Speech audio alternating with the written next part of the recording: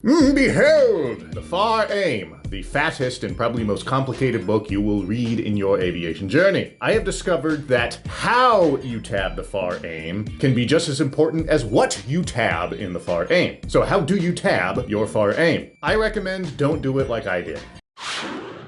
What's good, people? Agent Juice reporting for duty. First, let's discuss what you should tab. If you actually look in these sections at the beginning of the book, they'll tell you all the regulations you need to know based on if you're training for your private pilot's license or your commercial license or your instrument rating or whatever. It's right there in the book. Those are the things you need to know. My little cheat code that I've discovered so far in my training is, as I've mentioned many times before, the pre-solo test. A lot of that was the really basic stuff that you need to know before your instructor decides that you're safe enough to fly in a heathen tube without someone there to help you. Another little cheat code I realized in that pre-solo is that a big chunk of that is knowledge that you need to memorize out of your Far Aim. For example, 91205, which is the regulations that tell you all the instruments you need in your craft in order to do a daytime VFR flight, right? It's also the t-shirt that I'm selling at the shop. Whoa, shameless plug. But what to tab is pretty common knowledge and pretty common sense. I want to go over how I think I should have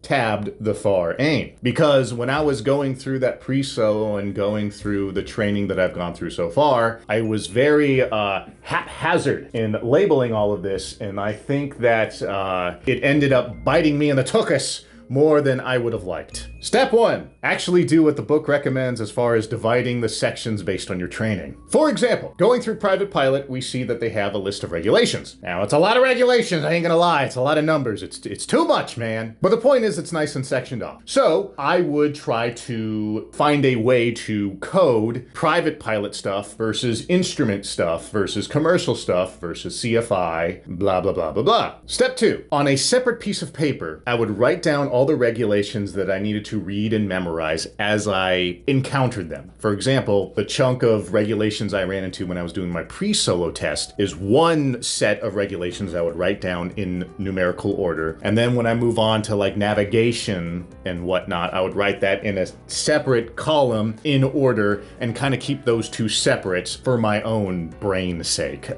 guess. Step 3, and I think this is the most important step, I would then take those lists of regulations that I wrote down and tab in an orderly dictionary style descending manner all of those regulations I wrote down. Because as you can see, I didn't orderly tab these things. These first 3 that you can see right here, 1, 2, 3, are in that kind of descending order that you would find like in a dictionary or something. But as I went along haphazardly, some of these things overlap weird, and I even have one page where there's 2 on 1. The point is it was just such a mess trying to search through those tabs. I think that's the biggest takeaway here as to how to tab the Far Aim. In the end, I would have loved my Far Aim to look like my checklist I have for the Piper Cherokee. These tabs are nice and lined up. They're orderly, they're in a descending manner, so you can actually literally physically grab the tab and flip to where you need to go and see it quickly. That's kind of what I wanted. I now want my Far Aim to be, but I didn't do it at the time. Editing Juice here. A little bonus tip for you who have cash to burn. There are actually pre-tabbed Far Aims that you can find online, as well as tabbing kits that you can get. Now, because they are a pretty penny, for those of you on a budget, you might want to really think about whether you want to spend your money on this or not. But for those of you with money in your pocket, this is probably the best way to tackle this, because the work is all done for you. And the work is done in a very organized manner.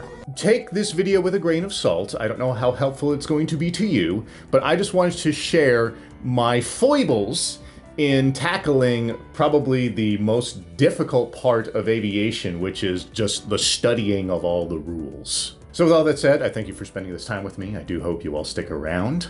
Here's to your clear skies, here's to your smooth landings, and until next time, tab your books carefully, and deuces.